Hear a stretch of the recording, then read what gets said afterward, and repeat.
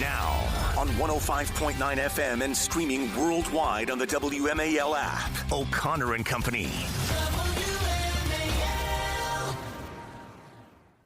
Yeah, you betcha. It's Friday. Thanks for tuning in. It's 5:07 here at the launch of 4 hours of your morning. It's now official. Your morning has begun because Larry and Patrice are riding shotgun with you, right? It's not officially the morning. Forget about sunrise. It's when O'Connor and Company starts, Patrice. That's absolutely the key. You're looking bubbly today. How are you? I'm great. Happy Friday, and I'm wearing pink. You are wearing pink. It's your signature color, and you don't always grace us with your pink. And it's absolutely blinding, actually. Coming up, I mean that in a good way. Coming up later in the program, not like a Medusa situation. I'm not turning to stone here. It's a lovely pink. 6:35. Tim Graham of Newsbusters Media Research Center. Is the culture healing? Greg Gutfeld appeared on Jimmy Fallon last night, and we'll get Tim's review. Also, you'll hear a bit of it yourself, so you can judge for yourself. It's 7:05, a name I'm going to have a lot of fun pronouncing all morning long. It's Kevin Diaratna. There, I did it. It's fine. Diaratna. He's with Heritage Foundation. He's a climate expert. He actually wrote the book Cooling the Climate Hysteria, and we're going to have him discuss the finding now that CO2 doesn't endanger human health. You know, because it's literally in your lungs right now. Exactly. You can't avoid it. It's part of your body. At 7:35, we'll talk to the great one, Mark Levin. Big book signing event locally at the Reston Town Center tomorrow with his brand new book on power. And then at 8:35, old friend of the show, Janine Lawson out of Prince William County. She's a former supervisor there. We talked to her when the fights were going on over that digital gateway vote. And, the politicians won the first round with the vote. But we've got good news. The citizens just won the final round with a lawsuit. We'll give you the details on that coming up with Janine Lawson at 8:35. Boy, that's a loaded schedule already. We've got a lot to get to, Larry. I feel like we've already done the show, Patrice. I know, but not quite yet. So let's get into it, right? Not quite yet. Let's get an update on a story we've been covering for quite some time. It involves one Richard Cox. He is a registered sex offender. He also now identifies himself as a female, but I got to say, I mean, Patrice, you and I, we've been around the block once or twice. We've seen, sadly, our fair share of transgender women, of men who identify as women. And I don't think I'm being insulting here to Mr. Cox. And by the way, if I am insulting, I don't care, because as I mentioned, he's a registered sex offender. Yeah. I've got to say, as transgender women go, as men trying to look like a chick go, this is pathetic. You know what he did? You know what he's done? He grew his hair long. That's it. I mean, the late Ozzy Osbourne, basically, with his long hair, could walk around saying, "Oh, no, really, I'm a chick, man. Come on, let me into the ladies' room." It's ridiculous. He grew his hair long, and what he wants to do is go into the ladies' room and the ladies' locker room, and he wants to look at naked girls. It's obvious. Yes. Have I mentioned he's a registered sex offender? I mean, I'm not telling tales out of school. It's the kind of behavior this perv has done in the past. So we've got an update here. First of all, the great, wonderful friend of the program and friend of all normal people in the D.C. Metro, Nick Minock, reporter at ABC7, he's been pursuing this story like no other. I don't understand this. You know, we live in a competitive business, Patrice. You see a competitor who's in the same business as you, is in the same region as you, owning a story. Wouldn't you want a piece of that action? Why doesn't the Washington Post? Of course, especially if it's a salacious story like this. Thank you. I mean, listen. I mean, this is a guy who used to probably dress up in trench coats and sit on corners and then flash women. Now he's just putting on a dress and then flashing women again. Right. And so you would want to be all over the story to find the new angles that have not been covered by Nick Minock, which helps us all as consumers of information. Not reporters in the D.C. Metro. No, they're like, hey, Nick, have it all to yourself. We'll go ahead and it's like they're standing back and allowing their competitor to own the market. Not us. We're part of it here and on this station and certainly on this program. Okay, So Nick has an update because he finally got security video of said Richard Cox going into the ladies' room before he was apprehended. One of the times when that happened at the Fairfax County Rec Center. And again, sadly, it's a visual, but I can tell you, it's a dude, okay? The guy is a dude with long hair. There's not even an attempt to dress like a woman. Listen to Nick's report, and then we've got an update because a local prosecutor in Arlington has dropped charges against Richard Cox, but hold tight. This is actually a complicated story, and we want to give you the details of why those charges were dropped.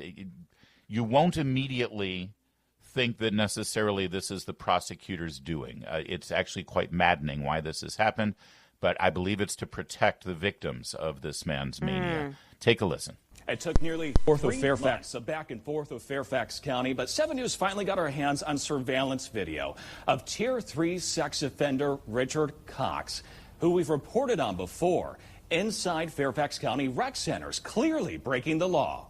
7 News obtained this exclusive video through the Freedom of Information Act, and it shows registered sex offender Richard Cox inside Fairfax County rec centers in close proximity to children. Everyone you see blurred is a child. That's a violation for Cox as a registered sex offender. This video also shows Cox, who now claims to identify as a woman, repeatedly entering women's locker rooms in these facilities. Look here. Little girls running out of the Oakmont Rec Center women's locker room just after Cox walks out. This video from Franconia Rec Center shows Cox standing right behind two kids. And this is video from Audrey Moore Rec Center. You might be wondering why Cox was allowed to use women's locker rooms. It's because that's Fairfax County's policy. If you say you're a woman, you can use the women's locker room.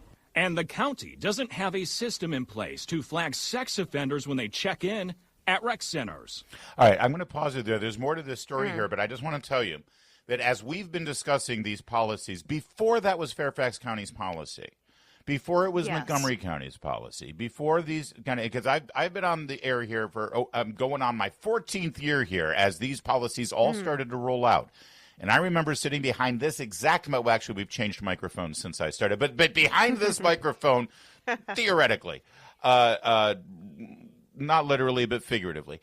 I remember saying, hold on, what stops a pervert from exploiting these rules and gaining access to women's private spaces? If they're a pervert, if they want to expose themselves, or if they want to leer at naked women or, God forbid, young girls, what's stopping some perv from going up and saying, oh, yeah, I'm a woman, let me in? And I was told, oh, my gosh, Patrice, I was a hater, I was a bigot, I was outraged. How dare you say that about transgender people? They're not perverts. They're not going to exploit this. That sort of thing doesn't happen. Well, here it is. Here it is happening. And who's protecting the girls, Patrice? It's disgusting. Well, that's the problem. I mean, I think Nick Minnock is trying to protect the girls and the women by bringing publicity to this and making this story an important story. If you're a mother, if you're a woman, just going in there, there is an expectation of some privacy. And, you know, listen, I go into my local community center.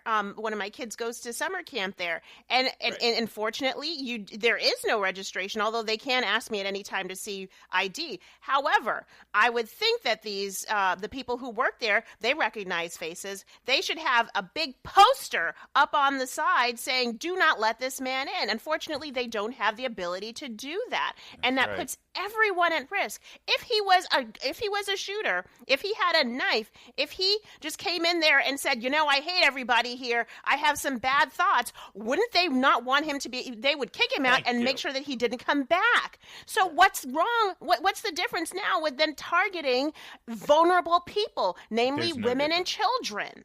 This is exactly what we warned about. I remember when these policies started being debated. It was during the second term of Obama, right here in this area locally. They were debating the issues, and I remember saying on the air, I have a 10-year-old girl and an 8-year-old girl, and I'm a single dad.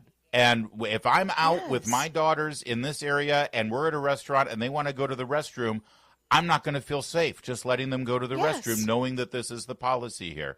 And here we are. All right. In a moment, you're going to hear the rest of this story. You're going to hear about the Fairfax County supervisors who refuse to even discuss this issue. One of them, by the way, running for Congress right now in Virginia 11. And then we'll give you the update about why charges have been dropped in Arlington County against this sex offender. All of that coming up in just a moment. First, though, 5:15. WMAL, making sense of the news. Live from the Home Paramount Pest Control Studios. Home Paramount, the leader in pest control since 1939. All right, let's continue here with Nick Minnock's latest story here, where he's obtained security video now of Richard Cox, registered sex offender, repeated serial sex offender, whether he's been prosecuted or not. These are offenses, and he is breaking his own parole by being in such close proximity to children in public facilities, exploiting the laws about transgender access to restrooms and locker rooms by claiming that he is a woman. Take a listen more now as Nick Minnock tries to get the Fairfax County supervisors to defend their policy. You'd think they would be proud of this policy. Wave that trans flag high and fast, gentlemen. Tell us how great this policy is. Are you going to change the county's policy that allows biological men and females locker rooms and bathrooms? 2 months ago, I asked Fairfax County Chair Jeff McKay if he intended to change county policy. He walked away. When I tried again a couple of weeks later, the county had news signs around the Board of Supervisors to keep the media away. Today, I sent emails to Fairfax County supervisors whose districts include these rec centers to ask about the locker room policy. None responded. We've been asking these questions about protecting women-only spaces in public facilities for months. Yeah, real fast. James Walkinshaw is one of those supervisors. He is one of the supervisors who refuses to defend this policy or even answer any questions about this policy. Cowardly. One of these rec centers is in his county district as a supervisor. He is also the Democrats' nominee for Congress in the special election for Virginia 11, running against Stuart Whitson. Choose wisely, Fairfax. He might love his policies. He might think this is great and tolerant and wonderful and inclusive. Then stand diverse. Up for it. Stand up for it. Defend stand the policy, pal. Exactly. That's right. All right, a little bit more. But only Supervisor Pat Hardy seems concerned. The sad part is that can still happen in Fairfax County. Nick Minnock, 7 News. All right. There's Nick's great report, and we do love Nick Minnock. He's a wonderful reporter. Now here's the update. And when you first hear this, you're going to get outraged, and then you got to understand. An Arlington prosecutor yesterday dropped the 2 charges against Richard Cox because Richard Cox tried to utilize his... Remind us what the charges were, Larry. Just remind us quickly what the charges were. They were, I didn't have them right in front of me. Sorry. Was it related I believe to the they were allegations for, that he... he's exposed himself to women and girls at Arlington's Washington Liberty High School, Wakefield High School, and Barcroft Sports and Fitness Center. So he's facing 20 charges. 2 of those charges now have been dismissed because Cox insisted on representing himself instead of as a lawyer. You know, he exposes himself all the time, so now he wants to represent himself. Now you might think, oh, well, that's fine. Let him represent himself. Who cares? Well, here's this maniac, this absolute pervert, diabolical, warped person wishes to represent himself in court because he wants to face his accusers and cross-examine the victims. Oh, that's sick. When the victims go on the witness stand and testify to what they had to deal with, what they saw, how traumatized they were, this monster wants to go up there and challenge them face to face, stand in front of them, and make those victims have to tell their story looking at this person who did this to them. Can you believe that? That is so sick. And you know what? It's a mental game that he wants to play, not just with the victims, but potential victims. Anyone who would want to stand side by side with these victims. He wants to get into their brain. And I feel it for the girls and the women who've had to endure his sexual predilections, because they shouldn't have to deal with that and then go into the courtroom and face prosecution from him. I mean, who of all people? In some cases, these are children. In some cases, these are children who would have and get re-traumatized by it. But it is his right. It's his constitutional right under the system to be. And I want to say the prosecutor, the assistant Arlington County Commonwealth's attorney, objected, saying Mr. Cox is trying to play games here, trying to re-traumatize the victims. The judge, Michael Chick, said that Mr. Cox does have a right to represent himself. Cox told the judge that he wanted to bring forward an amended motion, but the judge told Cox to speak with his attorney first. Prosecutor said his office plans to present the evidence to a grand jury and direct indict Cox, which could resurrect the drop charges later. So it's still pending. But as of now, these are the mind games this guy is playing, and he's playing mind games. Yeah, all of this could be alleviated because understand something: he has a defense. He can go up there and say the policy is that transgender women can go in there. There's no criteria determining what a transgender woman is. I am a transgender woman. I am not violating any policies. The only chance they have is a parole violation for violating his registered sex offender status. But the way to fix this is for the politicians to change their policy, or for we the people to get rid of these politicians. That's it. That's what needs to be done. Agree with you. There's your update on one Richard Cox. And great job, Nick Minock, as usual, for great coverage on this story. It's 5:24. All right. You know how they fudged the numbers of jobs created under the Biden administration? Well, it's so much worse than you thought. But there's good news. It's actually dealing with your pocket. We'll get into it. Stay with us. It's O'Connor and Company at 5:30. WMAL-FM, Woodbridge, Washington, a Cumulus media station. Making sense of the news. News Talk 105.9. WMAL. News now.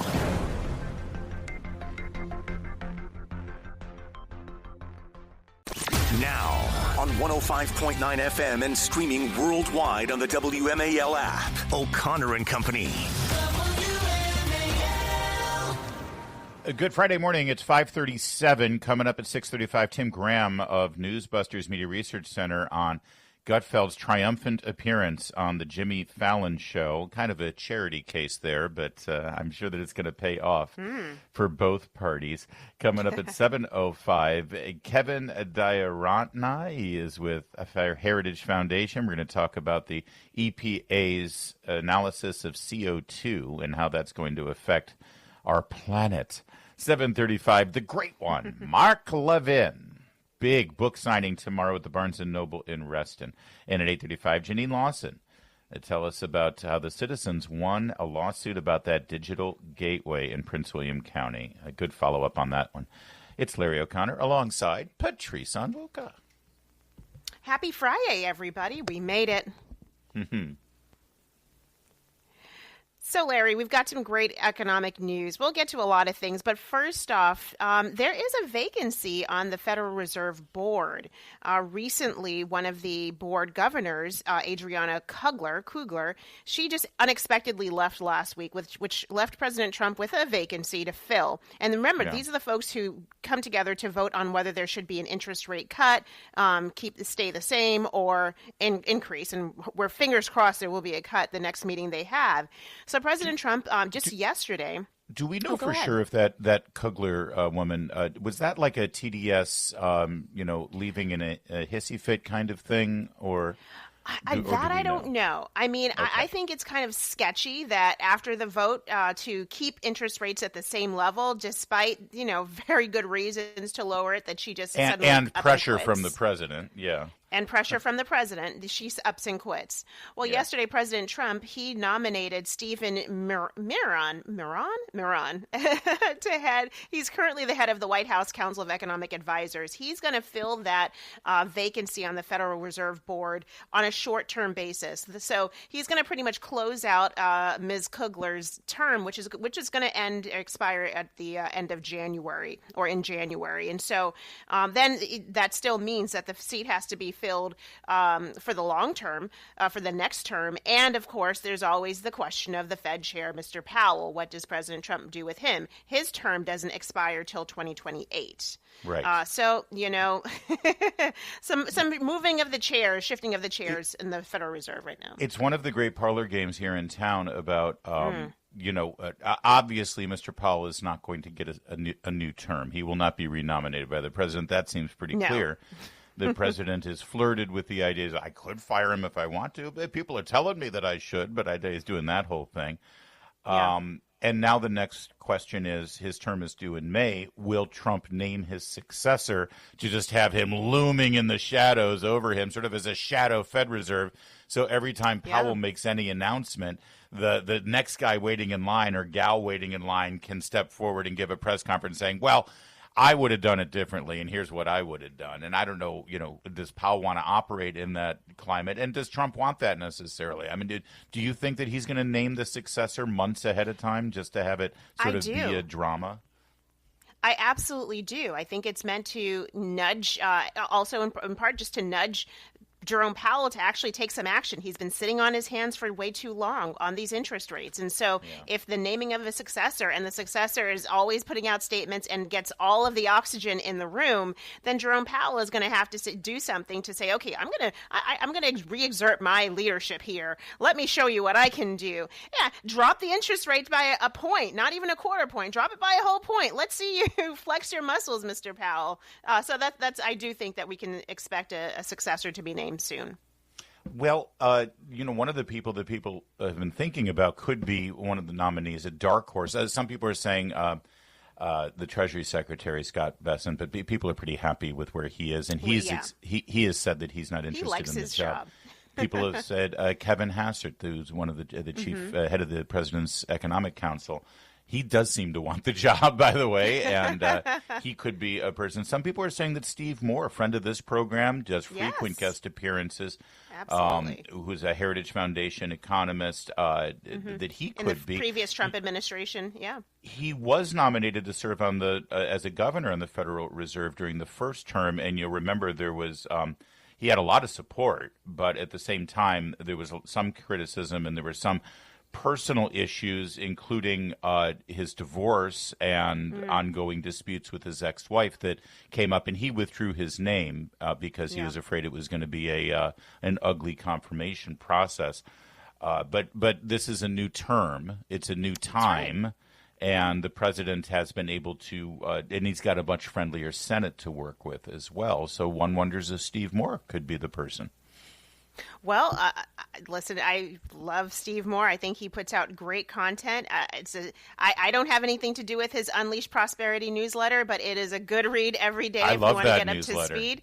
I love it too. But I think it would be interesting. And he has had a really strong relationship with the administration, really big advocate on the One Big Beautiful bill, and he's been understandably questionable, but not like hammering the tariff policy. I think he's kind of said, you know what, it's brazen money. I get that I think he would be an interesting addition to the Federal Reserve Board. I think so too. And by the way, if he is in the running to be the chair of the board, if not a member of the Board of Governors, he sort of did a presentation yesterday in the White House that some could call perhaps even an audition for the job. It was quite a informative presentation, as I said, about where things are with the Bureau of Labor Statistics, about the unemployment numbers, about the economy in the first 6 months under Trump versus the entire term, the 4-year term of Joe Biden. We're going to share with you a lot of what Steve Moore said yesterday in the Oval Office in just a moment. It's 5:43.